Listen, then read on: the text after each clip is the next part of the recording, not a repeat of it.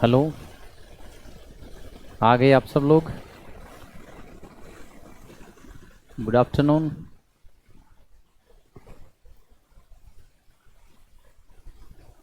Good evening Samar, Soni, Saurabh Mishra, Sevendra Kumar, Sonu Kumar. Good afternoon सबको। तो last time हमने अकबर के बारे में बताया था।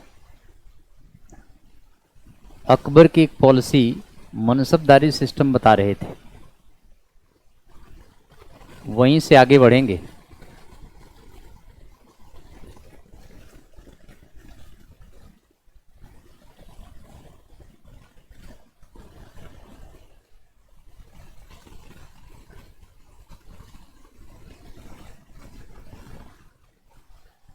फिफ्टीन 77 में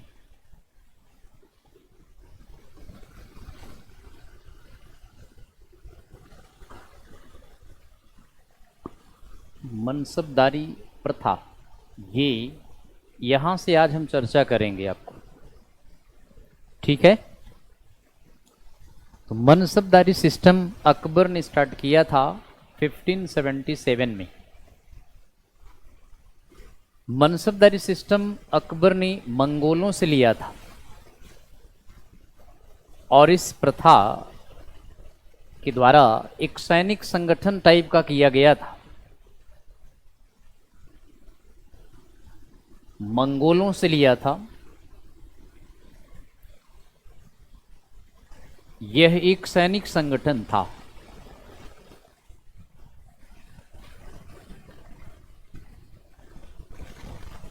ये दो बातें बड़ी इंपॉर्टेंट है।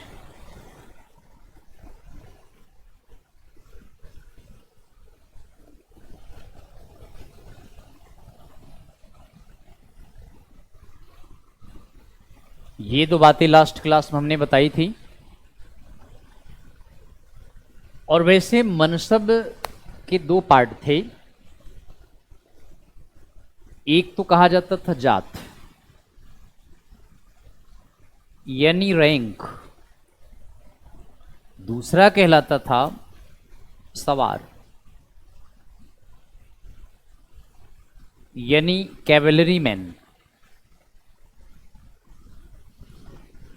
रैंक मीन्स ओहदा, तो एक तो ओहदा और दूसरा घुड़सवार सिपाही कहलाता था। तो इस तरह से मनसब के दो पार्ट्स थे। जात मनसबदार का रैंक शो करता था। सवार मनसबदार के पास सेना को सुप्रदर्शित करता था कि अपने रैंक के हिसाब से मनसबदार को कितनी सेना रखना है। वैसे कुल 33 इतने टाइप के मनसबदार थे।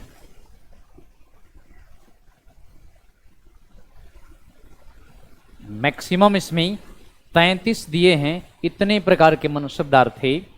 मिनिमम 10 का और मैक्सिमम 10,000 तक मनसब दिया जाता था। मिनिमम 10 का, मैक्सिमम 10,000 तक का मनसब दिया जाता था। सबसे हाईएस्ट यानी 10,000 का मनसब प्रिंस को दिया जाता था। राजकुमार यानी सलीम को दिया गया था 10,000 का मनसब। मैक्सिमम मनसब होल्डर ज्यादा क्लोज व्यक्ति को दिया जाता था। मिनिमम मनसब होल्डर जो काफी दूर के होते थे उनको दिया जाता था। अब आप देखिए, प्रिंस सलीम को 10,000 का मनसब दिया गया था। राजा मानसिंह को 7,000 का मनसब दिया गया था। राजा मानसिंह के पिताजी थे भगवान दास, इनको 5,000 ही मनसब दिया गया था। तो जो जितने अकबर के करीब होते थे उनको उतने हाईएस्ट मनसब दिए जाते थे। मनसबदार मिलिट्री तैयार करता था अपनी एक, उसकी अपनी एक सेना होती थी। वह सेना को भर्ती करता था, उनको प्रशिक्षण देता था, उनको पेमेंट भी देता था। मनसबदार मुगल किंग के प्रति उत्तरदायी था। सोनू कुमार हिस्ट्री के हर सर सेंट सभों के होते हैं। राजनीति से दूर भी जड़ा न बोले वाले भी इसे क्यों सर जी? सोनू कुमार जी, आपकी बात समझ नहीं पा रहा हूँ। हिस्ट्री के हर सर सेंट स्वभाव के होते हैं। अच्छा ठीक है। राजनीति से दूर भी ज़्यादा न बोलने वाले भी। ओके सोनू जी, हम आपकी बात समझ गए, कोई बात नहीं। पंकज कुमार, सर वीडियो कभी कभी रुक जा रही है। भाई बच्चे कह रहे हैं वीडियो रुक जा रही है कभी कभी। आपका अपना नेटवर्क देख लीजिए, यहाँ तो ठीक चल रहा है हमारे ख्याल से। तो सोनू जी समझ में आ रहा है ना, सेंट स्वभाव के होते हैं। चलिए अच्छी बात है, लेकिन पढ़ने पढ़ाने से मतलब रखते हैं, ऐसा कुछ नहीं है, समझ में आना चाहिए। बहुत संत स्वभाव के होंगे, आपको समझ में नहीं आए तो कोई फायदा नहीं है। रोहन सर, मनसदार और मिलिट्री हेड में क्या डिफरेंसेस हैं? बेटा बता देते हैं, मनसबदार और मिलिट्री में क्या अंतर है। भाई इसको सही करो, ठीक चल नहीं रहा है, बच्चे कंप्लेन कर रहे हैं।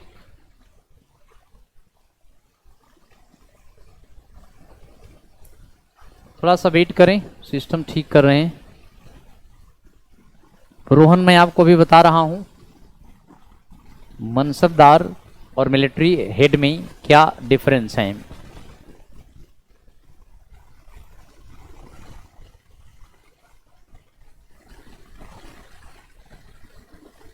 अच्छा नेटवर्क प्रॉब्लम है बेटे, नेटवर्क प्रॉब्लम है, ठीक हो जाएगा।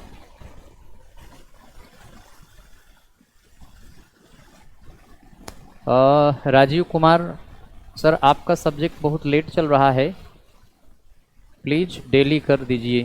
बेटे करवा देंगे, डोंट वरी। थोड़ा मैं गांव गया था एक शादी में, अब आया हूं तो लगेगी क्लासेस, एक हफ्ते था नहीं मैं, इसलिए नहीं लग पाई थी। शिवेंद्र कुमार सर, आप बहुत अच्छा पढ़ाते हैं सर, डीप में पढ़ाएंगे, पढ़ाएं। बिल्कुल बिल्कुल बिल्कुल शिवेंद्र, आप लोगों का भला हो, हम यही चाहते हैं कि ज़्यादा से ज़्यादा कंटेंट्स आपको दें। मनसबदारी सिस्टम में हम आपको ज़्यादा कंटेंट दे रहे हैं। अभी इन्होंने प्रश्न किया था रोहन ने कि मनसबदार और मिलिट्री हेड में क्या अंतर है। तो बेटे हम आपको बताना चाहते हैं, मनसबदारी सिस्टम में केवल घुड़सवार सिपाही होते थे, पैदल सिपाही नहीं होते थे। जबकि मिलिट्री हेड का मतलब मीर बख्शी होता था। मीर बख्शी मुगल काल में संपूर्ण सेना का अधिकारी होता था। वजीर के अंडर में मुगल डायनेस्टी का पूरा लेखा जोखा होता था, सारा डिपार्टमेंट भी होता था। वजीर सुप्रीम अथॉरिटी होता था, वजीर को वकील कहते थे। वजीर के नीचे मीर बख्शी होता था, मीर बख्शी मुख्य सेनापति होता था। अब मीर बख्शी के अंडर में मनसबदार भी आते थे। तो मिलिट्री हेड का मतलब मीर बख्शी, मनसबदार का मतलब किसी स्टेट का गवर्नर होते थे और वे मिलिट्री अधिकारी भी होते थे। घुड़सवार सिपाहियों को भर्ती करते थे, उनको ट्रेनिंग देते थे, उनको पेमेंट देते थे। वे मुगल किंग के प्रति रिस्पॉन्सिबल होते थे। मनसबदार के अंडर में जो सेना होती थी वह मनसबदार के प्रति रिस्पॉन्सिबल थी, लेकिन मनसबदार स्वयं मुगल किंग के प्रति रिस्पॉन्सिबल होता था। मुगल किंग बेटे मनसबदार को हटा सकता था, मनसबदार को ट्रांसफर कर सकता था, लेकिन जो भी मनसबदार जाएगा वह उस स्टेट का गवर्नर भी रह सकता था। इक्तादार भी कहते हैं उसको, इक्तादार भी रह सकता था, सूबेदार भी रह सकता था, और साथ में मनसबदार का रैंक भी दिया जाता था जिससे कि वह एक घुड़सवार सेना तैयार करे। उस घुड़सवार सेना को ट्रेनिंग देता था, पेमेंट देता था और उनको अपने सेंट्रल गवर्नमेंट के लिए सप्लाई भी करता था। तो यही अंतर है। मिलिट्री हेड का मतलब मीर बख्शी होगा, मनसबदार का मतलब केवल मिलिट्री हेड के अंडर में एक विंग था घुड़सवार सिपाही। घुड़सवार सिपाहियों का एक दस्ता मनसबदार के अंडर में होता था, जबकि मिलिट्री हेड का मतलब उसके अंडर में पैदल सेना भी आती थी, घुड़सवार सेना भी आती थी, पीले वाहन भी आते थे, मतलब हाथियों का दस्ता भी आता था और इसके बाद आर्टिलरी भी आती थी। लेकिन ये सारे विंग मीर बख्शी के अंडर में होते थे और इन सारे विंग्स में मनसबदार एक विंग होता था, घुड़सवार सिपाहियों का विंग। तो रोहन यही अंतर है। मीर बख्शी, ये पोस्ट था मीर बख्शी का।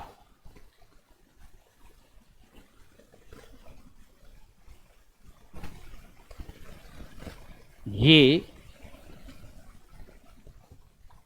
मिलिट्री हेड होता था, जबकि मीर बख्शी के अंडर में ही मनसबदार होते थे।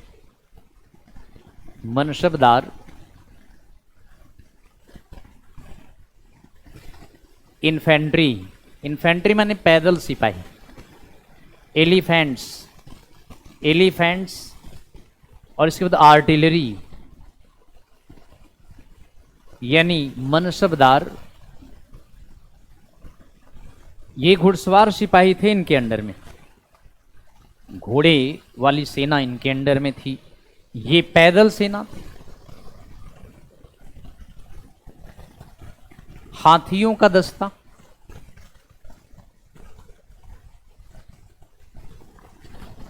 तो खाने का दस्ता। तो इस तरह से ये सब मिलिट्री हेड के अंडर में होता था। मनसबदार एक डिफरेंट डिपार्टमेंट था जिसमें घुड़सवार सिपाही होते थे, कैवेलरी मैन, यानी घुड़सवार सिपाही इसके अंडर में होते थे। तो इस तरह से अकबर ने पहली बार मनसबदारी सिस्टम स्टार्ट किया था। इससे पहले मनसबदारी प्रथा नहीं थी बेटे। मुगल एम्परर पहली बार इंडिया में मनसबदारी सिस्टम चलाया। मनसब के कितनी कैटेगरीज होते थे? 33 कैटेगरीज होते थे। मनसबदार स्टेट का गवर्नर भी होता था, यानी सूबेदार भी होता था। मनसबदार के अंडर में एक घुड़सवार सेना होती थी। उस घुड़सवार सेना की पेमेंट मनसबदार खुद देता था, जबकि मनसबदार पेमेंट मुगल एम्परर से प्राप्त करता था। इस तरह बेटे घुड़सवार सिपाहियों का एक अलग दस्ता मनसबदारों के अंडर में था। और घुड़सवार सिपाही काफी ट्रस्टवर्दी होते थे। घुड़सवार सिपाहियों पर मुगल किंग बेहद भरोसा करता था।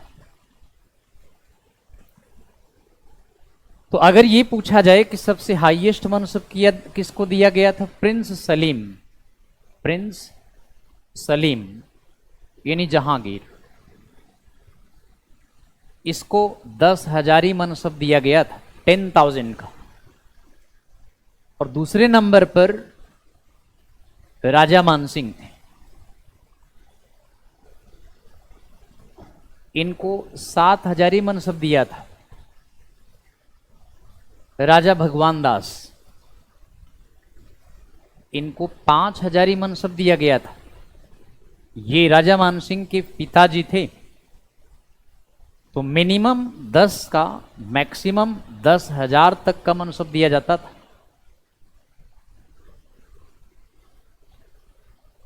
और टोटल 33 कैटेगरीज थी मनसबदारी की। मनसबदारी के कुल इतनी श्रेणियां थी।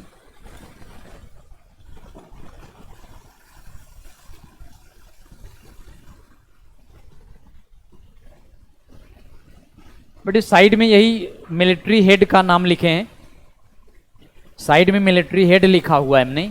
मिलिट्री हेड को मीर बख्शी कहा गया है। मीर बख्शी मुख्य सेनापति होता था। मुख्य सेनापति को मीर बख्शी मुगल काल में कहा गया है। इससे पहले मीर बख्शी नाम का पोस्ट नहीं था। वसीम सफी कहां कहां के थे सर? कौन?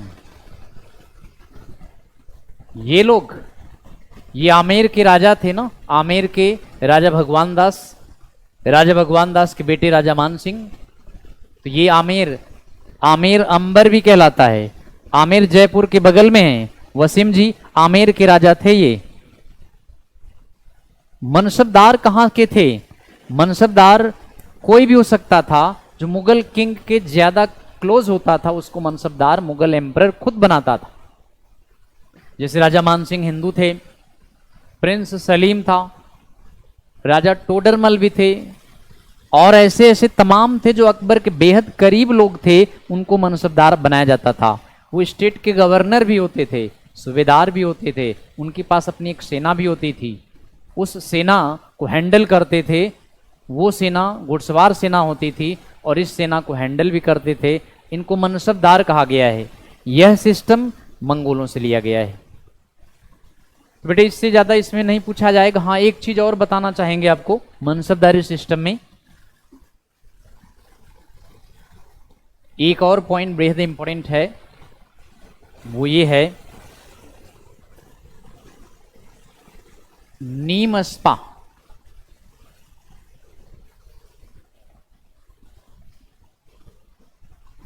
नीमस्पा इसका मतलब है एक सिपाही एक घोड़ा।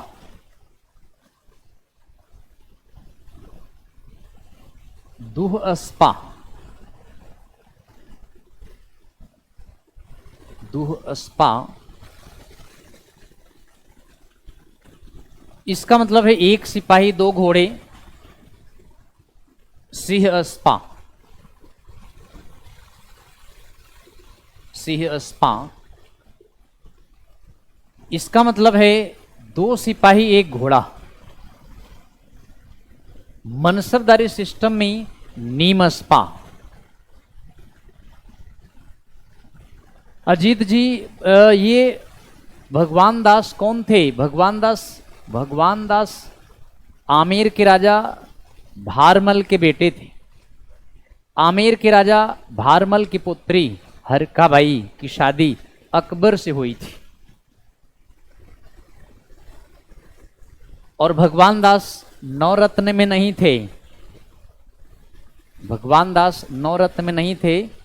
भगवान दास आमेर के राजा भारमल के बेटे थे। भारमल के बेटे भगवान दास के बेटे मान सिंह थे। मान सिंह को अकबर ने नवरत्नों में अपॉइंट किया था, लेकिन भगवान दास को नवरत्न में शामिल नहीं किया था। कुछ किताबों में दिया है कि भगवान दास को नवरत्न में शामिल किया था, लेकिन ऑथेंटिक बुक में भगवान दास को नवरत्न में शामिल नहीं किया गया था। हम आपको भी बताएंगे, नवरत्न के बारे में चर्चा करेंगे। अकबर के नवरत्न बता देंगे अभी आपको। तो ये पॉइंट ध्यान दें थोड़ा सा। ये हमने 3 पॉइंट्स लिखे हैं। एक बार यूपीएससी में ये क्वेश्चन आया हुआ है। ये वाला तो अकबर ने चलाया था इसको, इन दोनों को जहांगीर ने चलाया था। नीमस्पा माने एक सिपाही दो घोड़े। एक सिपाही के पास दो घोड़े।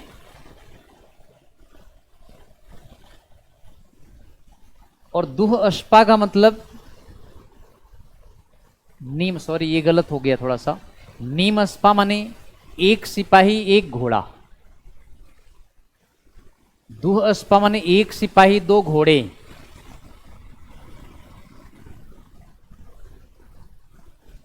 सिंहस्पा माने दो सिपाही एक घोड़ा। ये है सिस्टम। ये नीमस्पा एक सिपाही एक घोड़ा। दुहस्पा एक सिपाही दो घोड़े। मान लो एक घोड़ा बीमार पड़ जाए तो सिपाही दूसरा घोड़ा लड़ाई में ले जाए। और सिंहस्पा दो सिपाही एक घोड़ा। मान लो एक सिपाही बीमार पड़ जाए तो दूसरा सिपाही घोड़े को लड़ाई में ले जाए।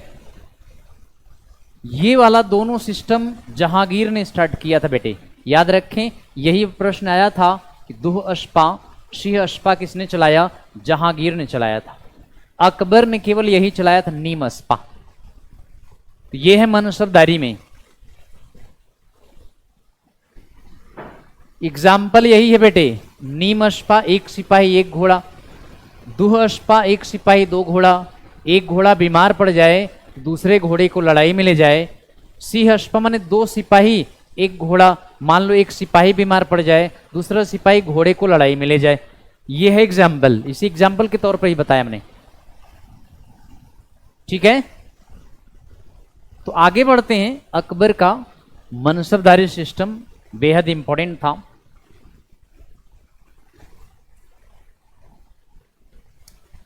अकबर ने दीने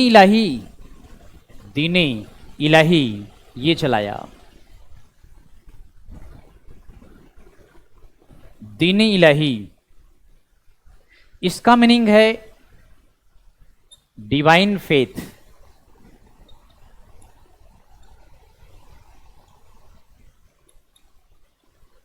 दैवीय श्रद्धा, ये अकबर ने चलाया था। कहा गया कि अकबर ने दीन इलाही नामक एक धर्म चला दिया। हाला इसका रियल नेम अगर पूछा जाए तो तौहीद इलाही था। तौहीद इलाही ये इसका असली नाम है।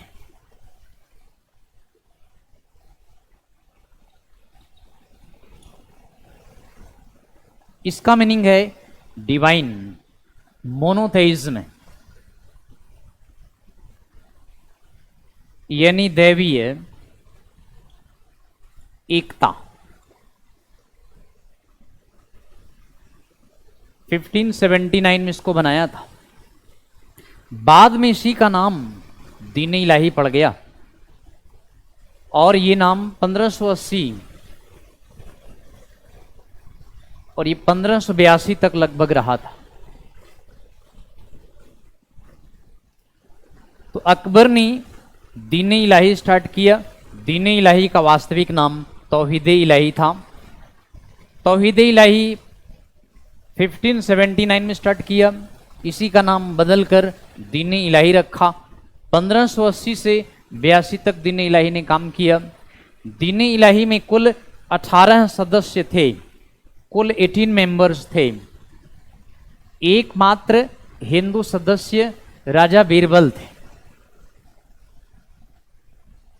18 में से बीरबल एकमात्र हिंदू मेंबर थे, बाकी सब मुस्लिम मेंबर थे। बाद में दीन इलाही की बेटे बड़ी आलोचना होने लगी।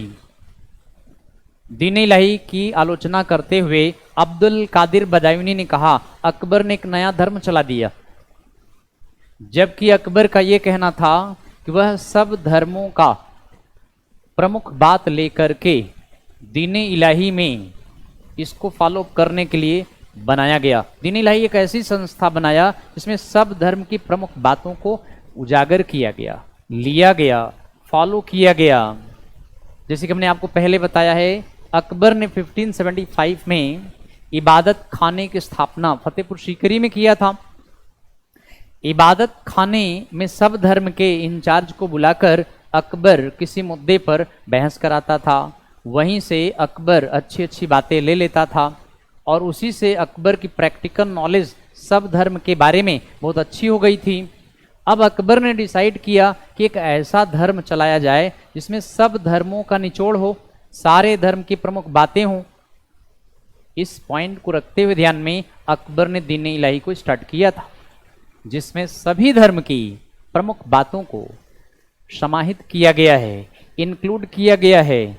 और एक टाइप से कह सकते हैं कि सब धर्मों में जो विवादित पॉइंट नहीं था, यानी अविवादित पॉइंट को लेकर के एक नया धर्म बनाया है, नाम दिया दीन इलाही। तो दीन इलाही ये एक प्रमुख धर्म था। ये बात किसने कहा था कि दीन इलाही एक धर्म है? अब्दुल कादिर बदायूनी ने कहा था। अब्दुल कादिर बदायूनी ये अकबर का बहुत बड़ा आलोचक था। बेटे इसी ने बताया कि अकबर ने एक धर्म चला दिया जिसे दीन इलाही कहा गया है।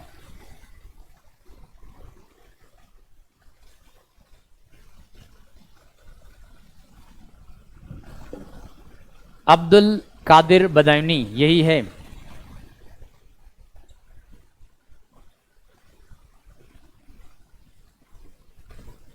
इसी ने कहा कि अकबर ने एक नया धर्म चलाया है। और याद रखें आप, दीन इलाही में सब धर्मों की प्रमुख बातों को लिया गया था। इसमें कुल 18 सदस्य थे। एकमात्र हिंदू सदस्य बीरबल। बीरबल का रियल नेम है, वास्तविक नाम है महेश दास। बीरबल का असली नाम महेश दास है। अकबर ने राजा मानसिंह को कहा कि आप भी दीन इलाही के मेंबर बन जाइए। अकबर ने मानसिंह को कहा आप भी दीन इलाही के सदस्य बन जाइए। मानसिंह ने मना कर दिया। तो बेटे मेंबर बनना जरूरी नहीं था, लेकिन जो मेंबर बनता था उसको कुछ चीज फॉलो करना पड़ता था। जैसे एग्जाम्पल के लिए, जब एक मेंबर दूसरे से मिलता तो एक कहता था अल्लाह अकबर, मीन्स अल्लाह ग्रेट है, अल्लाह महान है। दूसरा उसको जवाब देता जिल्ले जलालुद्दीन, अर्थात जलालुद्दीन मोहम्मद अकबर पृथ्वी पर अल्लाह की छाया है। ये लोग ये नहीं बोलते थे अस्सलाम वालेकुम, वालेकुम सलाम, ये नहीं बोलते थे। जब एक मेंबर दूसरे मेंबर से मिलता तो कहता था अल्लाह अकबर जिल्ले जलालुद्दीन, यह कहकर अभिवादन करते थे। एक बात और इसमें इंपॉर्टेंट था, जब ये 18 सदस्य अकबर के सामने होते तो अकबर के पैर में लेटकर अकबर का पैर चूमते थे। All those 18 members, whenever confessed Akbar, they kissed the feet of Akbar. 18 सदस्य अकबर के सामने पड़ते ही अकबर के पैरों में लेटकर उसका पैर चूमते थे। तो ये दो बातें बड़ी इंपॉर्टेंट हैं इसमें। अस्सलाम वालेकुम, वालेकुम सलाम ये नहीं बोलते थे। ये क्या बोलते थे? अल्लाह अकबर जिल्ले जलालुद्दीन। अल्लाह अकबर माने अल्लाह महान है। जिल्ले जलालुद्दीन का मतलब होता है अकबर पृथ्वी पर अल्लाह की छाया है। और जब ये 18 सदस्य अकबर के सामने होते, अकबर के पैरों में गिरकर अकबर का पैर चूमते थे। तो बेहद इंपॉर्टेंट पॉइंट था ये। इसीलिए अब्दुल कादिर बदायूनी ने अकबर की आलोचना किया और कहा अकबर ने एक धर्म चला दिया दीन इलाही, जिसको कहने लगे। बाद में जब ज्यादा आलोचना होने लगी बेटे, तो अकबर ने दीन इलाही को बंद कर दिया, लेकिन इबादत खाने को चलने दिया। इबादत खाना कभी बंद नहीं हुआ, क्योंकि इबादत खाने का मेन मकसद था विभिन्न धर्मों में धार्मिक वार्तालाप करवाना, जबकि दीन इलाही का मतलब था कि हर धर्म की अच्छी बातों को लेकर के सभी धर्म में समन्वय बनाकर आगे बढ़ना। यहीं से सुलह कुल भी आई है। सुलह कुल यानी टॉलरेंस पॉलिसी, सब धर्मों में टॉलरेंस पॉलिसी अडॉप्ट करना। पैर चूमना क्या कहलाया? पैर चूमना बेटे पायबोस कहलाता है। पायबोस, PAIBOS, पायबोस PAIBOS। पायबोस माने लेटकर अभिनंदन करते हुए पैर को किस करना। बिल्कुल अजीत यादव लिखे हैं पायबोस, बिल्कुल सही लिखा है। तो इस तरह बेटे अकबर ने दीन इलाही स्टार्ट किया। अब्दुल कादिर बदायूनी वही हैं जिन्होंने रामायण को फारसी में ट्रांसलेट किया है। रामायण को फारसी में अब्दुल कादिर बदायूनी ने ट्रांसलेट किया है बेटे। और महाभारत का एक पार्ट है, छोटा सा पार्ट, जिसको अबुल फैजी ने अनुवाद किया है। पूरा महाभारत नहीं। नल दमयंती अगर आपने सुना हो, नल दमयंती, ये महाभारत का पार्ट है। इसको अबुल फैजी ने फारसी में अनुवाद किया है। अकबर के समय में अब्दुल रहीम खाने खाना ने बाबरनामा को फारसी में अनुवाद किया है। तो इस तरह से अकबर के समय में एक अनुवाद विभाग बनाया गया, ट्रांसलेशन डिपार्टमेंट बनाया गया, और इस डिपार्टमेंट के द्वारा विभिन्न संस्कृत किताबों को फारसी में अनुवाद किया गया है। तो अकबर का शासनकाल कई मामले में बहुत अच्छा था। सबसे बढ़िया मामला टॉलरेंस पॉलिसी, यानी विश्व बंधुत्व की नीति, सभी धर्मों में समन्वय की नीति, सब धर्म को एक साथ ले चलने की नीति। तो दीन इलाही अकबर ने स्टार्ट किया, और इसमें एकमात्र हिंदू सदस्य राजा बीरबल। ये प्रश्न कई बार पूछा गया। ये प्रश्न भी आया हुआ है, दीन इलाही की आलोचना किसने किया है? दीन इलाही की आलोचना करने वाले अब्दुल कादिर बदायूनी थे। तो इस तरह अकबर की 3-4 पॉलिसीज बेहद इंपॉर्टेंट थी। अकबर ने तमाम विजय भी किया था, जैसा कि मैंने आपको बताया था। मालवा को जीता था, गोंडवाना को जीता था, चित्तौड़गढ़ को जीता था बेटे, रणथंभौर को जीता था। लेकिन याद रखें, चित्तौड़, रणथंभौर ऐसे 2 राजपूत किंग हैं जिन्होंने अकबर के साथ वैवाहिक संबंध नहीं स्वीकार किया था। चित्तौड़ सिसोदिया वंश, और रणथंभौर में हाड़ा वंश, सुरजन सिंह हाड़ा, HADA। तो हाड़ा वंश सोनू कुमार बेटे 1582 में इसको बंद कर दिया था। कुछ जगह दिया है, 1582 में स्टार्ट किया था और 1606 तक चला था। लेकिन बेटे 1582 में इसने बंद कर दिया। 1580 में इसने स्टार्ट किया दीन इलाही को। दीन इलाही को एक्चुअल नाम है 1579 में तौहीद इलाही रखा। अगर ना दिया हो तो 1582 भी लगा दो, बट इसका टाइमिंग 1580 से 82 के बीच में रखे। निशांत कुमार कह रहे हैं कि सर दीन इलाही रियली में नया रिलीजन था। बिल्कुल बेटे, इसमें नया रिलीजन था, यह एक नया धर्म था। कैसे?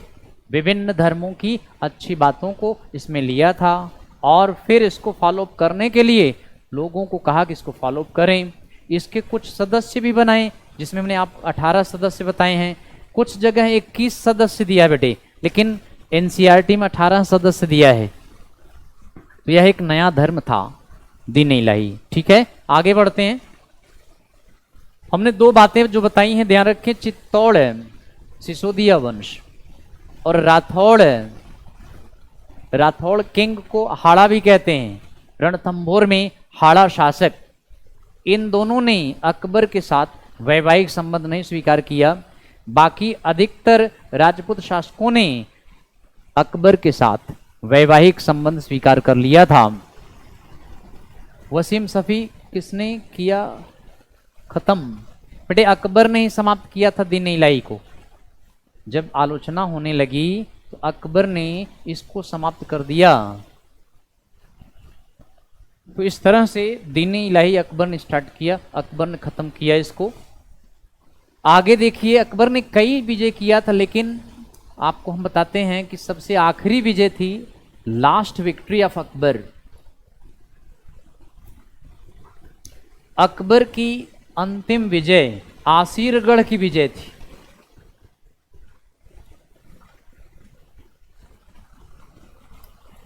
आसीरगढ़ MP में है। 1601 ईस्वी में अकबर की अंतिम विजय यही।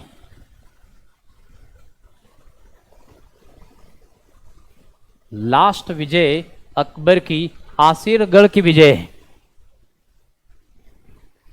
ये MP में आसानी से जीता और यहां से कुछ लूटपाट भी किया, यहां के लोगों को भी हत्या करवाई।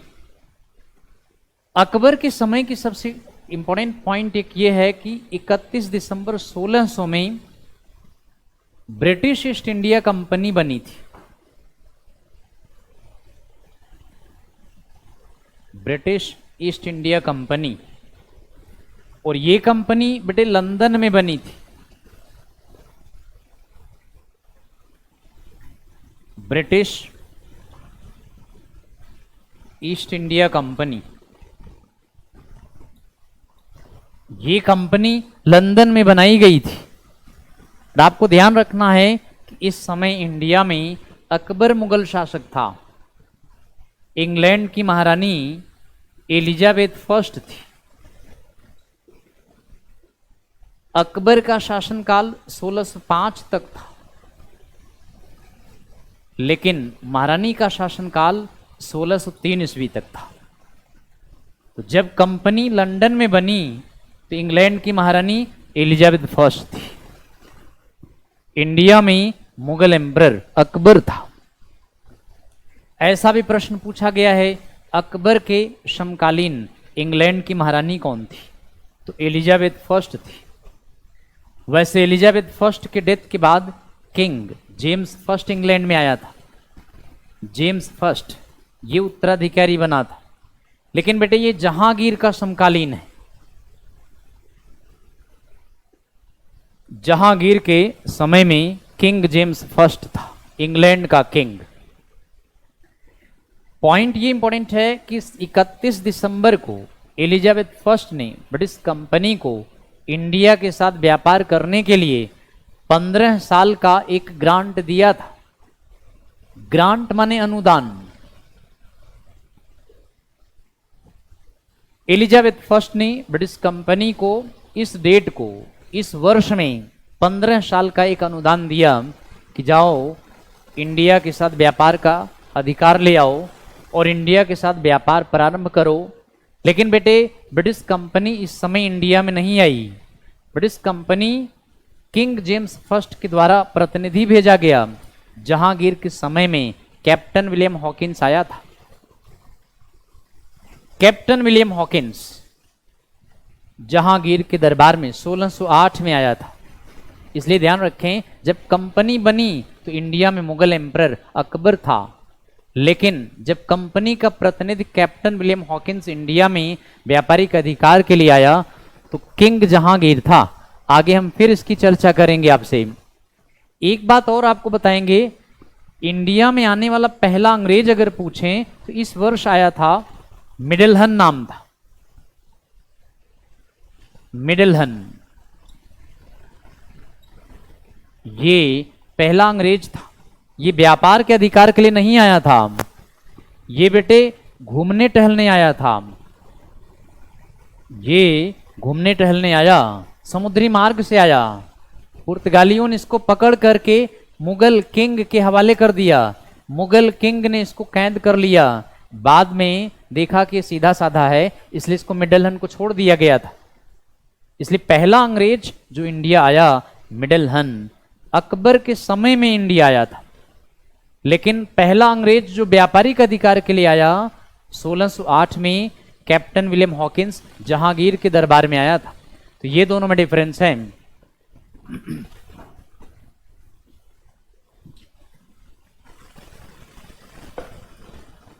तो बेटे इस तरह ये बड़ा इंपॉर्टेंट पॉइंट है। ब्रिटिश ईस्ट इंडिया कंपनी आप जानते हैं एक प्राइवेट कंपनी थी। It was a private company. इसमें शेयर होल्डर थे। किसी ने 100 पाउंड का शेयर दिया था, किसी ने 500 पाउंड का शेयर दिया था, किसी ने 1000 पाउंड का शेयर दिया था। तो जो जितना ज्यादा शेयर दिया था प्रॉफिट में उसका उतना ही शेयर बनता था। लेकिन एक बात और बताएंगे, ब्रिटिश क्वीन एलिजाबेथ फर्स्ट के समय में कंपनी बनी तो ब्रिटिश क्वीन ने ब्रिटिश कंपनी को ईस्ट इंडीज कंट्री के साथ व्यापार के लिए 15 वर्ष का ग्रांट दिया। क्यों दिया? क्योंकि ब्रिटिश कंपनी जितना प्रॉफिट कमाएगी उसका 25% शेयर ब्रिटिश गवर्नमेंट को देगी। इसी बेसिस पर एलिजाबेथ फर्स्ट ने ब्रिटिश ईस्ट इंडिया कंपनी को ईस्ट इंडीज कंट्री के साथ व्यापार करने के लिए 15 साल का अनुदान दिया। 15 साल बाद इसको रिव्यू किया जाएगा। इसलिए याद रखें, कंपनी के शेयर होल्डर्स बाद में डायरेक्टर्स बनते थे, बोर्ड ऑफ कंट्रोल के मेंबर बनते थे, और वही कंपनी के डायरेक्टर्स बोर्ड ऑफ कंट्रोल के मेंबर अपने प्रतिनिधि इंडिया भेजते थे। जो बाद में गवर्नर्स कहलाए, गवर्नर जनरल कहलाए, वाइस रॉय कहलाए। हला वाइस रॉय तो क्वीन के अंडर में आ गया था, लेकिन गवर्नर जब तक रहे, गवर्नर गवर्नर जनरल तो कंपनी के लिए काम करते थे।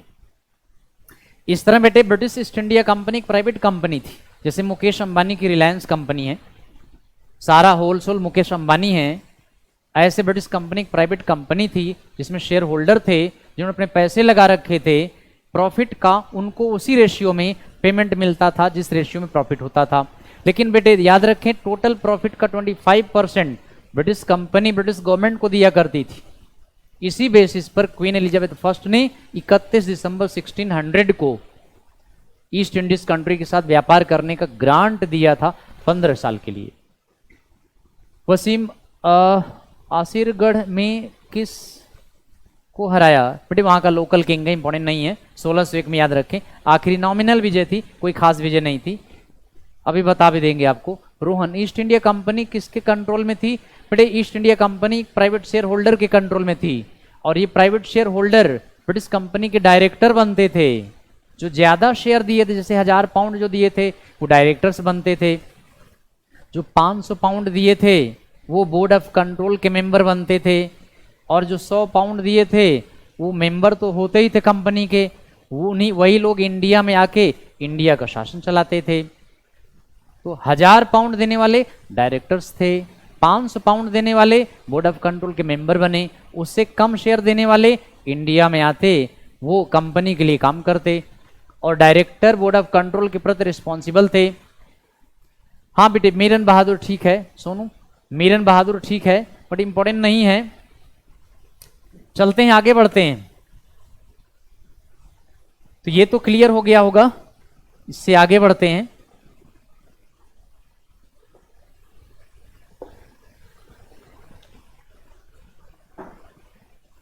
आसिरगढ़ की विजय में मीरन बहादुर को हराया था, ये ठीक है।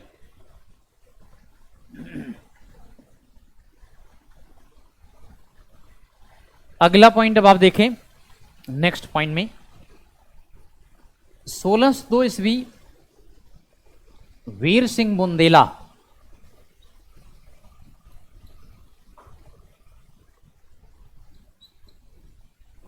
ये रोहिल्ला सरदार था, रोहिल्ला सरदार रुहेलखंड का था। इसने अबुल फजल की हत्या जहांगीर के इशारे पर कर दिया था।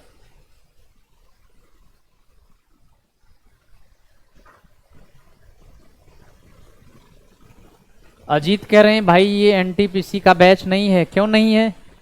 एनटीपीसी में प्रश्न नहीं आता है हिस्ट्री का। एनटीपीसी में एडमिशन ले लो, ये एनटीपीसी का बैच नहीं है भाई, सब कुछ आएगा, history, geography, polity, science, physics, chemistry, bio, economics, सब कुछ तो आता है एनटीपीसी में। जीके में साइंस टेक ज्यादा होगा आपका, बायो, फिजिक्स, केमिस्ट्री। अब कुछ मेन टॉपिक कराने से बेहतर यही कि सीरियल ऑर्डर में हम चला रहे हैं इसको, ये हम सीरियल ऑर्डर में करवा रहे हैं। बाकी आप जानते हैं वो एमसीक्यू कराते हैं, एमसीक्यू में आप भाग लेते हैं कि नहीं? 3-4 क्लास एमसीक्यू का हमने स्ट्रीम कराया है, और वो 3-4 क्लास में काफ़ी इंपॉर्टेंट क्वेश्चंस हमने टैकल किए हुए हैं। तो अभिषेक और अजीत, ये सब क्वेश्चन बेटे कहीं भी आ सकता है। अब एग्जाम की डेट तो आई नहीं है, तो जितना पढ़ सकते हो पढ़ लो बेटा, हो जाएगा ये तो। आप बताओ फास्ट कराना और फास्ट करवा दें, अगर ज़्यादा तेज पढ़ाना है या कम कंटेंट दें, जैसे आप कहें। कम कंटेंट पढ़ना हो तो कम कंटेंट में कराएं। चलें आगे बढ़ते हैं। 1602 में वीर सिंह बुंदेला रोहिल्ला सरदार ने जहांगीर के इशारे पर अबुल फजल की हत्या कर दिया था। बड़ा इंपॉर्टेंट पॉइंट है। अबुल फजल अकबर के बेहद करीबी थे बेटे। अबुल फजल जहांगीर की सारी शिकायतें अकबर से लगाता रहता था, इस बात से जहांगीर अबुल फजल से नाराज हो गया और अपने एक आदमी वीर सिंह बुंदेला को अबुल फजल को मारने के लिए कहा। तो जहांगीर के इशारे पर 1602 में वीर सिंह बुंदेला ने अबुल फजल की हत्या कर दी। अब एक पॉइंट ये इंपॉर्टेंट है कि अबुल फजल 2 किताबें लिखा है। एक तो इसने लिखा है अकबरनामा,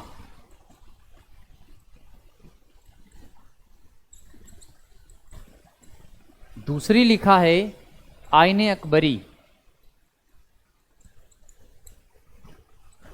यह भी फारसी में।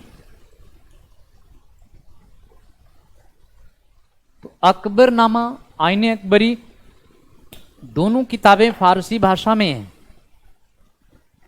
जब इसकी हत्या हो गई तो इस बुक को अबुल फैजी ने कंप्लीट किया था बेटे। अबुल फैजी ने इस किताब को कंप्लीट किया था। इस किताब को अबुल फैजी ने पूरा किया था।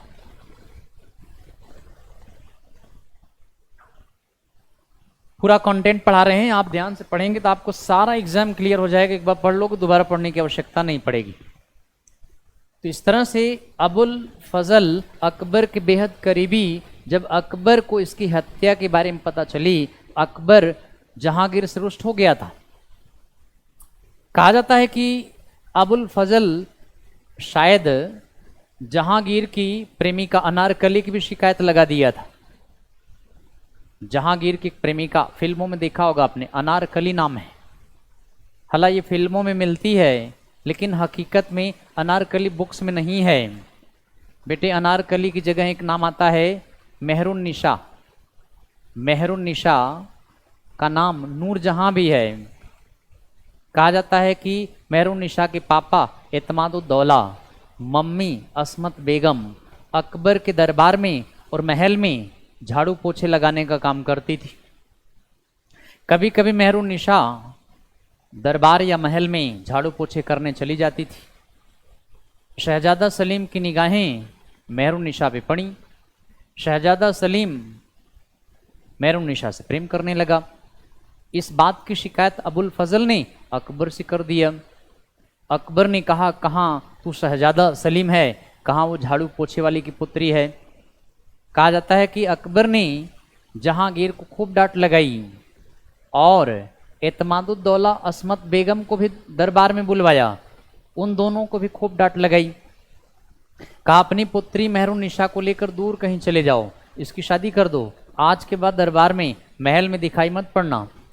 एतमादुद्दौला अस्मत बेगम अपनी पुत्री मेहरुन्निसा को लेकर कहीं दूर चले गए या आसपास में ही कहीं शादी कर दिया।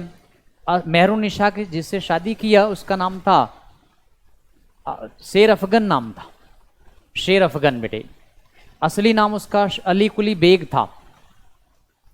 Ali Quli bag real name था और वैसे टाइटल थी शेर अफगन। इत्तेफाक से शेर अफगन जहांगीर के शासनकाल में कमांडेंट के पोस्ट पर था। एक बार जहांगीर ने अपने सभी कमांडेंट्स को पार्टी दिया। उस पार्टी में सारे कमांडेंट्स अपनी बेगमों के साथ आए हुए थे। शेर अफगन भी मेहरुन्निसा के साथ आया हुआ था। जहांगीर की निगाहें मेहरुन्निसा पे पड़ गईं। सोया प्यार जाग गया। जहांगीर ने शेर अफगन की हत्या करवा दिया। मेहरुन्निसा का नाम बदलकर नूरजहां रखा और उसे शादी कर लिया। तो अनारकली तो नहीं है लेकिन नूरजहां का जिक्र है। और नूरजहां सबसे दबंग मुगल लेडीज में नाम आता है इसका। नूरजहां ने जहांगीर के बीमार पड़ जाने पर, नूरजहां अपने पति के बीमार हो जाने पर शासन भी कुछ दिन के लिए चलाया है, आगे बताएंगे आपको। तो नूरजहां का ही असली नाम मेहरुन्निसा इत्मादुद्दौला अस्मत बेगम की पुत्री थी और नूरजहां शेर अफगन की विधवा थी। नूरजहां शेर अफगन की पुत्री लाडली बेगम थी। जहांगीर ने नूरजहां से जब शादी किया तो जहांगीर की नूरजहां से कोई संतान नहीं पैदा हुई। तो आगे हम आपको बताएंगे। ये बातें इसलिए बता रहे हैं क्योंकि अकबर के शासनकाल में मेहरुनिसा का जिक्र है, बट अनारकली का बुक्स में नहीं है, फिल्मों में है। शायद जहांगीर की इस शिकायत के कारण जहांगीर ने वीर सिंह बुंदेला को इशारा किया कि अबुल फजल की हत्या कर दो। इस वजह से वीर सिंह बुंदेला ने अबुल फजल को भी मार दिया। तो ये अबुल फजल बेहद इंपॉर्टेंट व्यक्ति था अकबर के शासनकाल में। और वैसे ही 1605 में अकबर बीमारी से मरा था बेटे। अकबर बहुत तेज बीमार पड़ा, बचने की हालत ना थी। कहते हैं अकबर को डिसेंट्री हो गई थी। डिसेंट्री माने पेचिस पड़ने लगी, बाद में डिहाइड्रेशन हो गया। डिहाइड्रेशन माने पानी की कमी पड़ गई, और फिर हकीम इसको ठीक नहीं कर पाए और 1605 में अकबर का देहांत हो गया था। लेकिन अकबर अपने पुत्र जहांगीर को गद्दी नहीं देना चाहता था बेटे। अकबर चाहता था कि जहांगीर का बड़ा बेटा खुसरो उसका उत्तराधिकारी बने, खुसरो मिर्जा। जब अकबर ने खुसरो मिर्जा को गद्दी देने की वकालत किया तो जहांगीर नाराज हो गया था, और जहांगीर अकबर के खिलाफ विद्रोह करने पर उतर आया। बाद में बीच बचाव हुआ, जहांगीर और अकबर में समझौता हो गया। अकबर ने मरने से पहले जहांगीर को उत्तराधिकारी घोषित किया। 1605 में अकबर मर गया और फिर जहांगीर सत्ता में आया। जहांगीर जैसे ही सत्ता में आया, खुसरो मिर्जा 1605 में जहांगीर के खिलाफ बगावत कर दिया था, क्योंकि जहांगीर की महत्वाकांक्षा जहांगीर के खिलाफ खुसरो की महत्वाकांक्षा जाग गई थी। तो इसको हम आगे बताएंगे आपको। लेकिन 1605 में अकबर का देहांत हो गया। आगरा में ही अकबर मरा था, बीमारी से मरा था, और अकबर का मकबरा आगरा के समीप सिकंदरा में जहांगीर ने बनवाया। तो इस तरह अकबर का देहांत हुआ इस समय। और इसका मकबरा अगर पूछें सिकंदरा में है। सिकंदरा ये बेटे आगरा के समीप है। जहांगीर ने इसका मकबरा सिकंदरा में बनवाया था।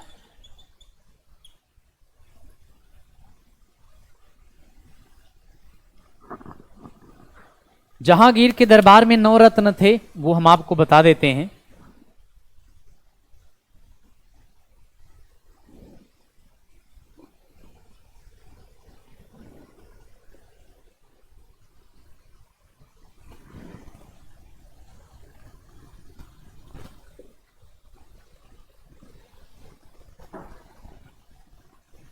Nine James. अकबर के दरबार में 9 रत्न।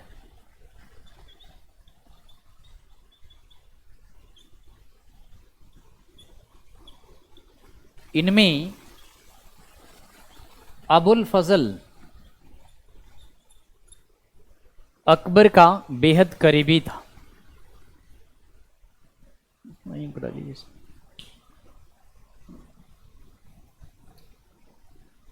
अबुल फजल का भाई अबुल फैजी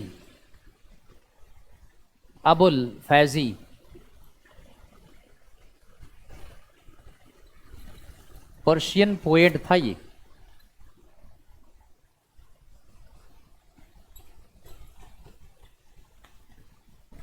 बाकी इसने 2 किताबें लिखी हैं, अकबरनामा, आईने अकबरी। अबुल फजल ने लिखा है।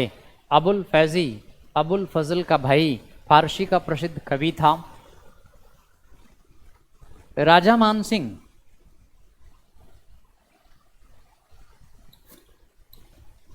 सेनापति की पोस्ट पे रह चुके थे।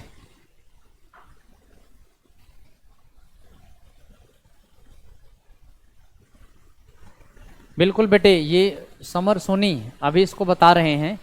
अकबर के भी पॉइंट्स काफ़ी हैं, इसको हम अकबर के बारे में अभी बताने वाले हैं सारा। थोड़ा वेट करें, उस पर और डिटेल हम आपको बताएंगे। समर सोनी अभी ये पॉइंट हम आपको अभी बताते हैं, इंपॉर्टेंट पॉइंट है ये। सिखों के गुरुओं के नाम भी बताएंगे। थोड़ा सा वेट करें, छूटने नहीं पाएगा।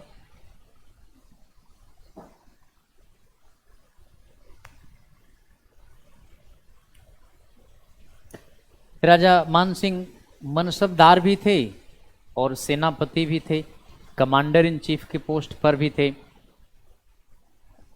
राजा टोडरमल ये अकबर के वित्त मंत्री थे, फाइनेंस मिनिस्टर, वित्त मंत्री।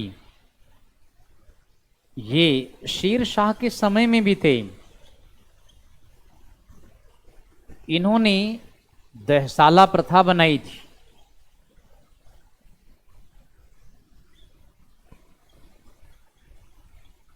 दहसाला प्रथा लगान का एक नया सिस्टम था। इसको टोडरमल सिस्टम भी कहते हैं बेटे।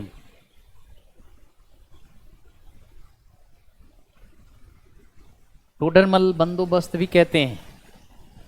इसको जब्ती सिस्टम भी कहा गया है।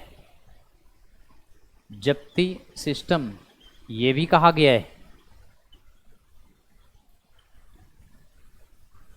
यही सिस्टम है टोडरमल ने तैयार किया था। जब्ती सिस्टम भी कहते हैं, दहशाला सिस्टम भी कहते हैं, टोडरमल बंदोबस्त भी कहा गया है।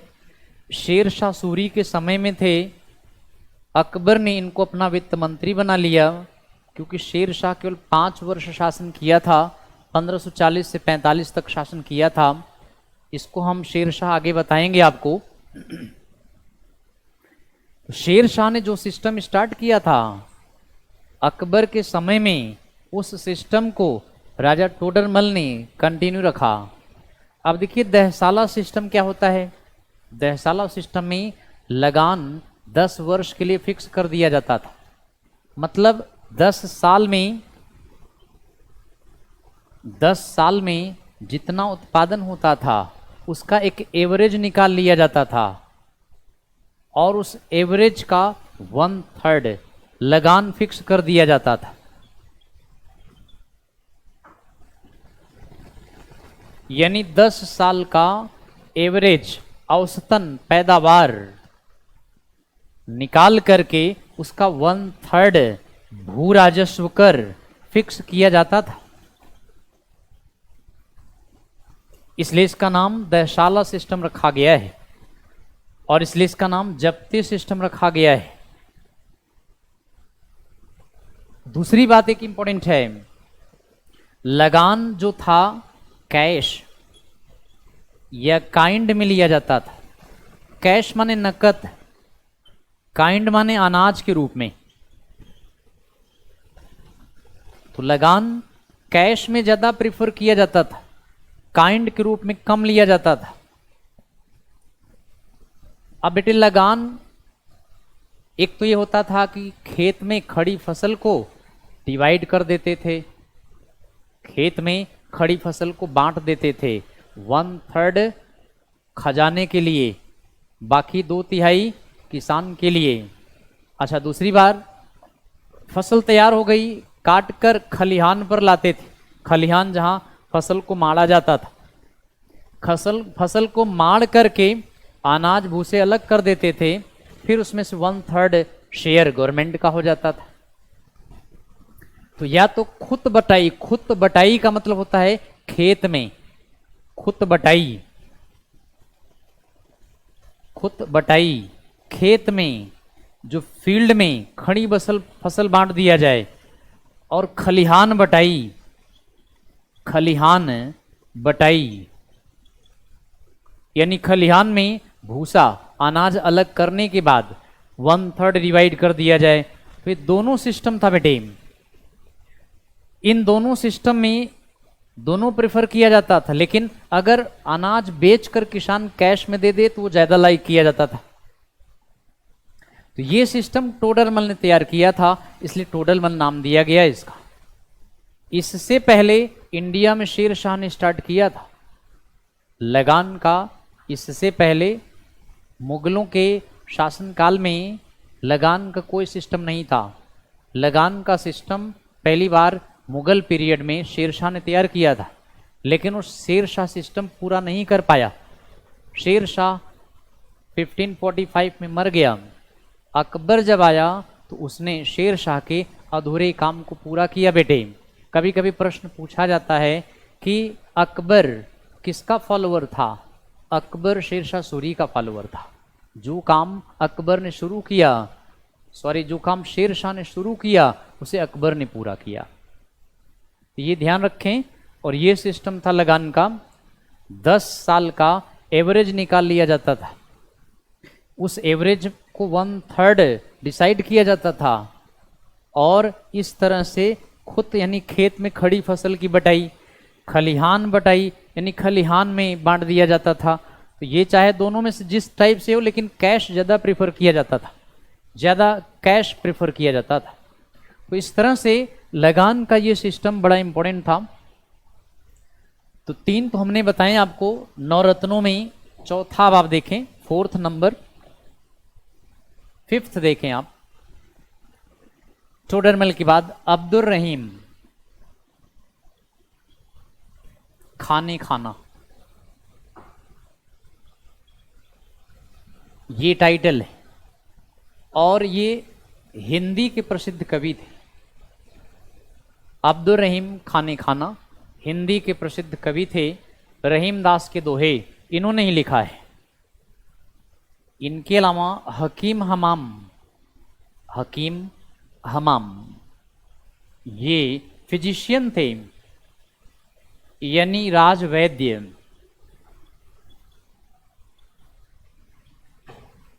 इनके स्थान पर भगवान दास का नाम भी दिया गया है कहीं कहीं पर। लेकिन बेटे भगवान दास आपको नहीं लगाना है, हकीम हमाम को ही लगाना है। हकीम हमाम ही लगाएंगे आप, भगवान दास नहीं लगाएंगे।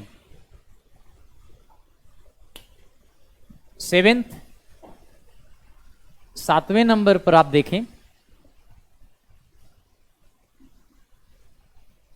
तानसेन का नाम सुना होगा। तानसेन, इनका असली नाम रामतनु पांडे है, या इनको रामतनु मिश्रा भी कहते हैं। रामतनु मिश्रा। इनके फादर का नाम मुकुंद मिश्रा था। मुकुंद मिश्रा ये इनके पिताजी थे।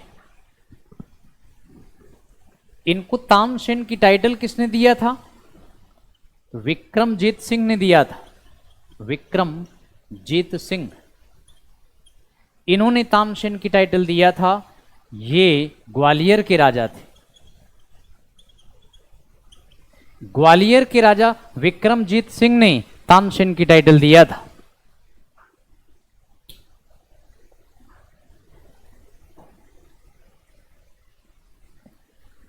अकबर ने जब तानसेन के बारे में सुना, अकबर ने इनको अपने दरबार में बुलाया और बाद में तानसेन और बैजू बावरा के बीच में कंपटीशन हुआ था। बैजू बावरा जीत गए थे। बैजू बावरा के बारे में लास्ट टाइम बताया था हमने आपको। बैजू बावरा मालवा के किंग बाज बहादुर के दरबार में थे, जिसकी रानी रूपमती थी। तो बैजू बावरा तानसेन के बीच में कंपटीशन हुआ। तानसेन ने वैसे बैजू बावरा को हराने का प्रयास तो किया, लेकिन फेल हो गए। बैजू बावरा जीत गए थे। तो तानसेन का मकबरा, इनका मकबरा अगर पूछें तो ये ग्वालियर में है। तानसेन का मकबरा ग्वालियर में है। बाकी वैसे तानसेन स्टार्ट में रीवा से बिलोंग करते थे। रीवा से बिलोंग करते थे। लेकिन याद रखें, अगर इनसे ये पूछा जाए कि तानसेन की टाइटल किसने दिया, विक्रमजीत सिंह ने दिया था, ग्वालियर के राजा ने। मकबरा ग्वालियर में है। तमाम राग इन्होंने डेवलप किया था। राग भैरवी उनमें से ज्यादा फेमस है। राग मेघ, जब राग मेघ गाते तो बादल बारिश करने लग जाते। राग दीपक गाते तो दिए जल जाते थे। और इसके अलावा राग भैरवी गाते तो पत्थर भी पिघल जाते थे। बहुत पहुंचे हुए ये संगीतज्ञ थे अकबर के दरबार में।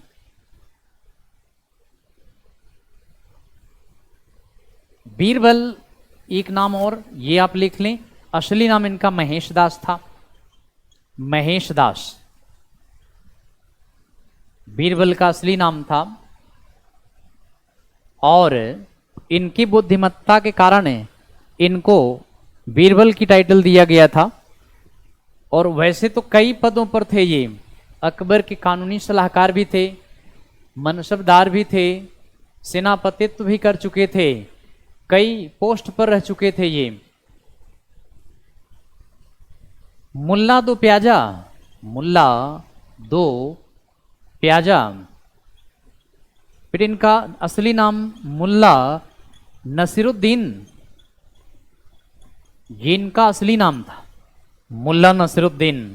लेकिन मुल्ला दो प्याजा ये कुक थे, रसोइये थे, मिमिकरी भी करते थे, मस्खरेबाजी, मुंह बनाना, mimicry. Nishant Kumar sir, Git गने से बारिश हो जाती थी क्या?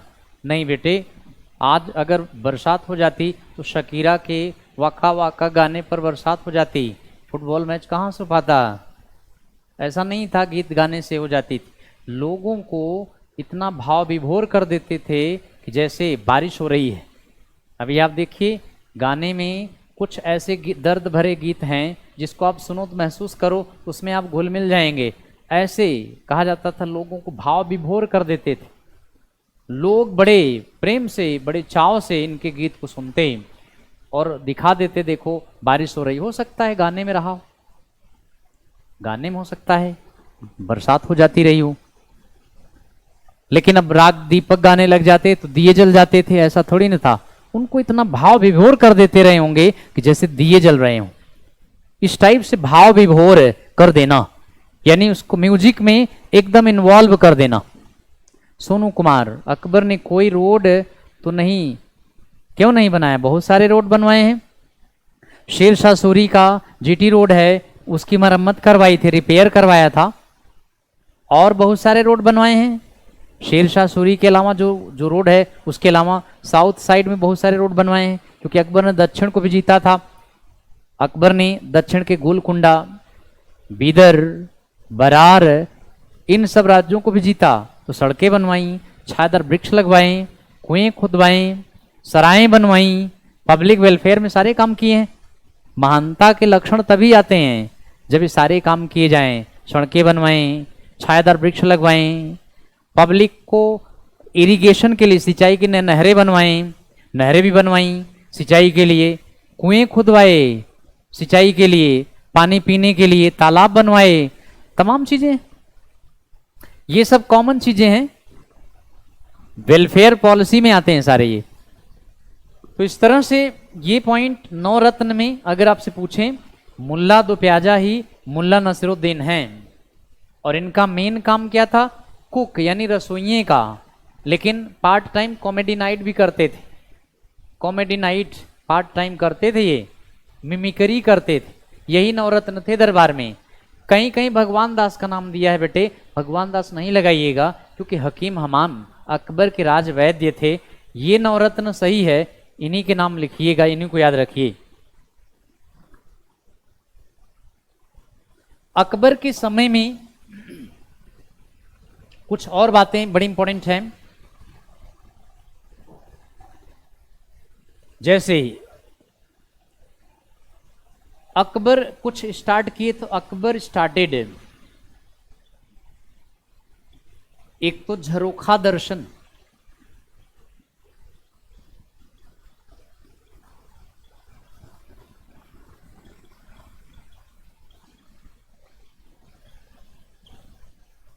सप्ताह में एक दिन विंडो के सामने बैठकर जनता दरबार लगाता था, इसको झरोखा दर्शन कहते हैं।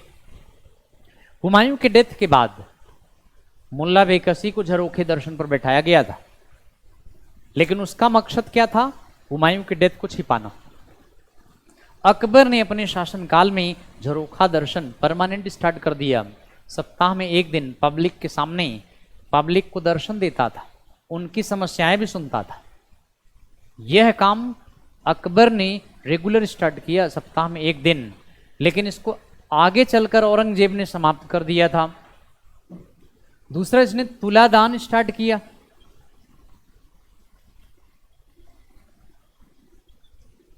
यानी अकबर स्वयं को सोने चांदी में तौलकर गरीबों को दान दे देता था। तुला दान प्रतिदिन नहीं बेटे, अपने जन्मदिन के वाले दिन 15 अक्टूबर, इस दिन को सोने चांदी में तौलता और फिर गरीबों को दान देता था। तुलादान। इसके अलावा मिंटेड इलाही कॉइन्स, चांदी के इलाही नामक सिक्के चलाए। इलाही सिक्का चांदी का चलाया। सिल्वर यानी चांदी का इलाही सिक्का भी चलाया।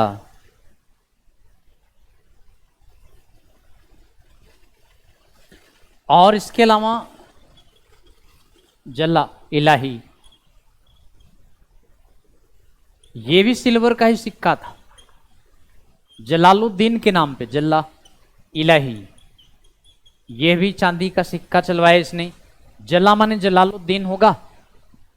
और इसके अलावा मुहर चलवाई, ये सोने की होती थी, सोने की मोहरें चलवाई। तो ये सारा सिस्टम अकबर के समय का है।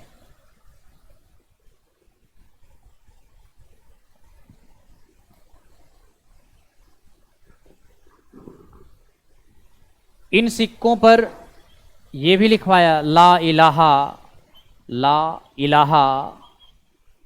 इल्लल्लाह मोहम्मद उल रसूल अल्लाह।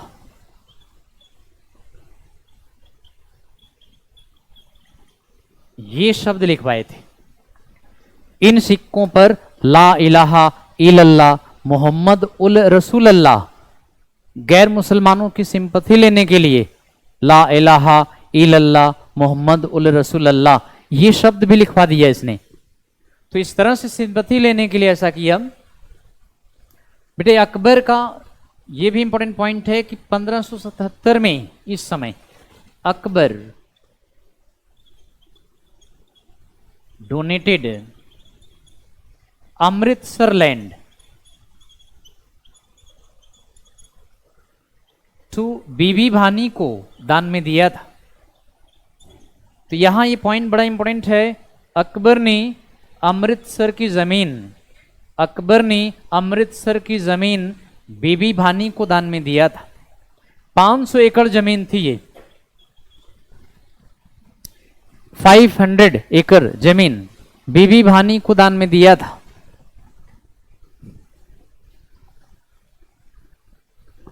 बिल्कुल बेटे, ला इलाहा इल्लल्लाह मोहम्मद उल रसूलुल्लाह, इसको कलमा का पवित्र शब्द कहा जाता है। रोहन बिल्कुल सही है, कलमा का पवित्र शब्द है। Nishant Kumar sir, right hand side show नहीं हो रहा है। राइट हैंड साइड मतलब इस तरफ, ओके।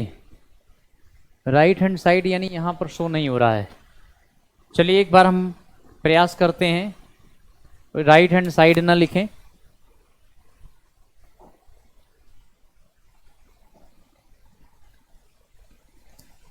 तो अकबर ने, ये पॉइंट हम फिर से बता देते हैं, इस समय अकबर ने अमृतसर की जमीन बीबी भानी को दान में दिया था और बीबी भानी को अमृतसर की 500 एकड़ जमीन में दिया था। नॉमिनल पैसे लिया था, नाम मात्र के पैसे लिए थे। वैसे टोटल जमीन है 567 एकड़, इतनी जमीन थी। टोटल जमीन 567 एकड़ जमीन थी, बीबी भानी को दान में दिया था। और बीबी भानी ये थी वाइफ ऑफ गुरु रामदास। तो बीबी भानी गुरु रामदास की पत्नी थी।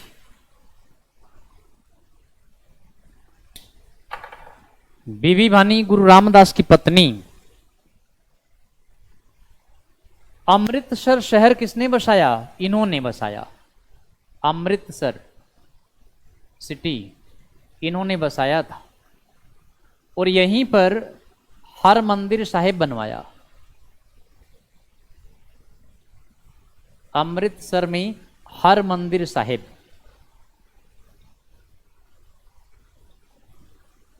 ये इन्होंने ही बनवाया था। आज इसको गोल्डन टेम्पल कहा गया है बेटे, यानी स्वर्ण मंदिर कहा गया है।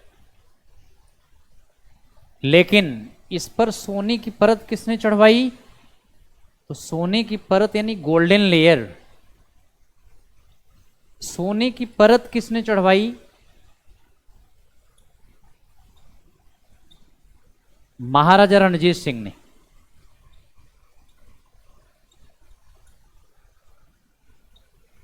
महाराजा रणजीत सिंह पंजाब के राजा थे, इस पे सोने की परत चढ़वाई थी। तो एक बार फिर समझा देते हैं। 1577 में अकबर ने अमृतसर की इतनी जमीन बीबी भानी को दान में दिया। बीबी भानी गुरु रामदास की पत्नी थी और गुरु रामदास ने अमृतसर शहर बसाया। यही शहर में हर मंदिर साहिब बनवाया। हर मंदिर साहिब को ही स्वर्ण मंदिर कहा गया है। इस पर सोने की परत महाराजा रणजीत सिंह ने चढ़वाई और एक सोने का कलश भी महाराजा रणजीत सिंह ने रखवाया था बेटे। अच्छा, कट रहा है।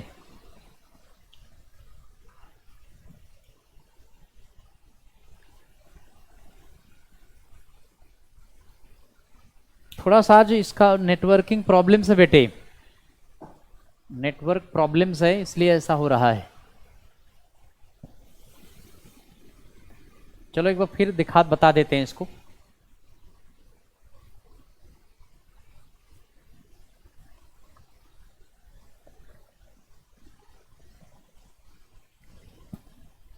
तो इस समय अमृतसर 5-6-7 एकड़ जमीन बीबी भानी को दान में दिया था।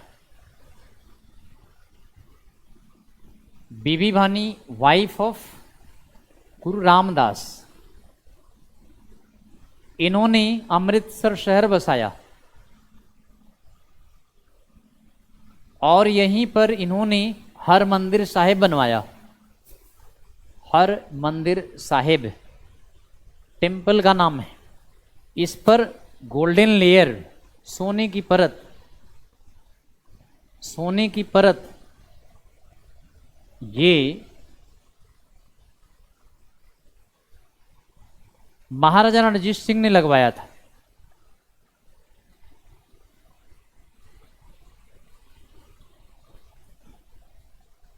तो यही बातें हैं। बीबी भानी को दान में मिला। बीबी भानी के पति रामदास थे, इन्होंने अमृतसर शहर बसाया, यहीं पर हर मंदिर साहिब बनवाया। इस पर सोने की परत इन्होंने चढ़वाई। गोल्डन लेयर माने सोने की परत। सोने की परत महाराजा रणजीत सिंह पंजाब के राजा थे, इन्होंने चढ़वाई थी। तो यही पॉइंट्स हैं जो इंपॉर्टेंट हैं। बाकी सिखों के पहले गुरु नानक देव हैं।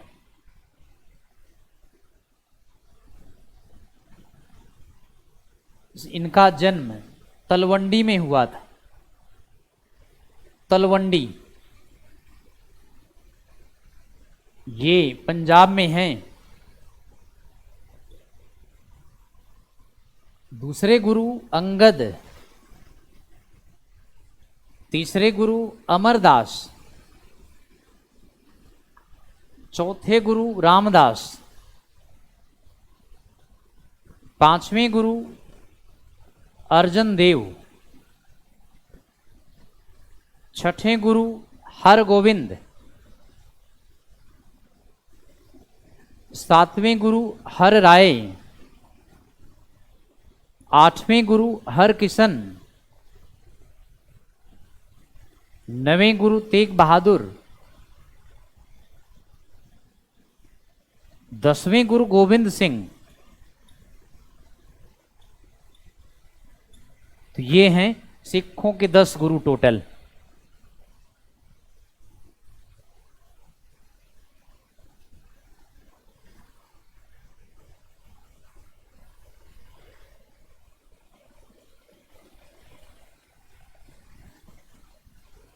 दसवें गुरु गोविंद सिंह,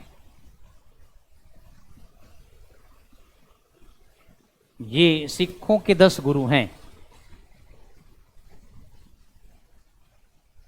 तो बीबी भानी इनकी पुत्री थी और बीबी भानी इनकी वाइफ थी।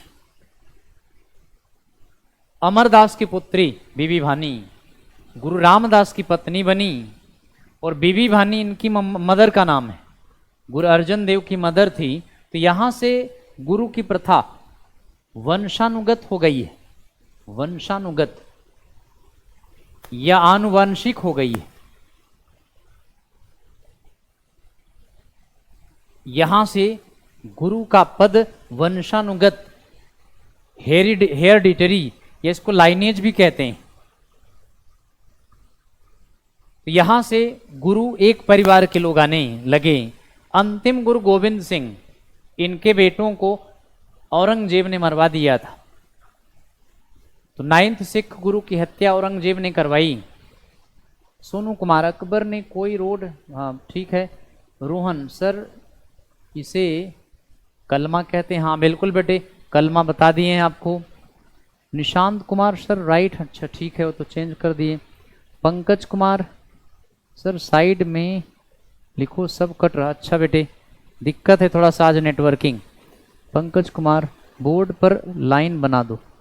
ओके चलिए ठीक है। तो इस तरह से बेटे सिखों के 10 गुरु हैं। गुरु नानक देव तलवंडी में पैदा हुए थे और करतार साहब जो हैं वहीं मरे थे।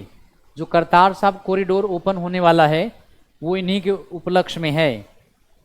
ननकाना साहब में इनके नाम पे गुरुद्वारा बना हुआ है। तलवंडी में ननकाना साहब भी है। गुरु अंगद का असली नाम लेहना है। इन्होंने गुरमुखी लिपि की खोज किया था। बाकी गुरु रामदास, गुरु अमरदास ये अकबर के समय में थे। अर्जन देव, इन्होंने आदि ग्रंथ का संकलन किया है। हरगोविंद ने अमृतसर में अकाल तख्त स्टार्ट किया है। अकाल तख्त में ये सिखों का न्याय किया करते थे। तो अकाल तख्त गुरु हरगोविंद ने स्टार्ट किए। बाकी 9वें गुरु तेग बहादुर की हत्या औरंगजेब ने करवाई। 5वें गुरु अर्जन देव की हत्या जहांगीर ने करवाई। और आखिरी गुरु गोविंद सिंह, इनका देहांत हो गया था, मारे गए थे ये भी।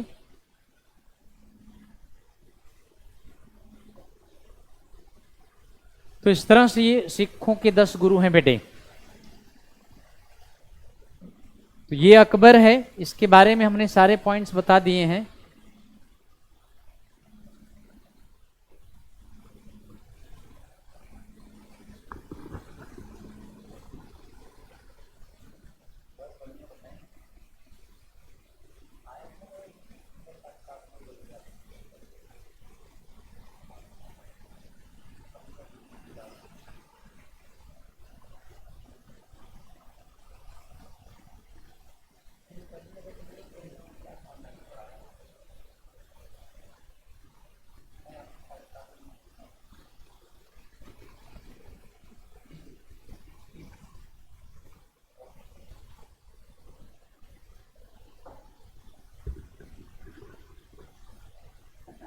तो बेटे ये अकबर के बारे में सारे पॉइंट्स करवा दिए हैं। इससे बाहर अकबर का एक भी क्वेश्चन नहीं आएगा। इतना अगर पढ़ लेते हैं तो अकबर आपका पूरा अच्छी तरह से कवर हो जाएगा। अब हम आपको जहांगीर के बारे में बताएंगे। जहांगीर भी बड़ा इंपॉर्टेंट किंग है। नेक्स्ट जहांगीर हेडिंग डालते हैं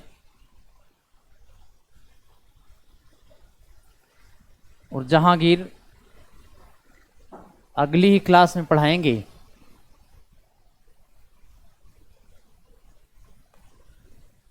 नेक्स्ट क्लास में हम आपको जहांगीर पढ़ाएंगे 1605 से 1627 तक। बाकी इसको नूरुद्दीन मोहम्मद जहांगीर कहा गया है। नूरुद्दीन मोहम्मद जहांगीर। तो ये हम आपको नेक्स्ट क्लास में पढ़ाएंगे बेटे। आप सब है ना लाइन पे?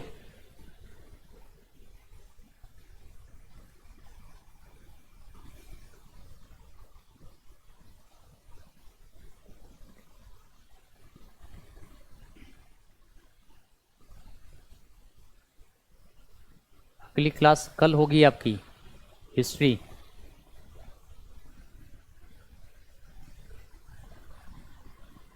अकबर की उपाधि जलालुद्दीन मोहम्मद अकबर। जलालुद्दीन मोहम्मद अकबर। और बड़ा टाइटल लेना है अबुल मुजफ्फर जलालुद्दीन मोहम्मद अकबर। अबुल मुजफ्फर भी जोड़ा जाता है बेटे।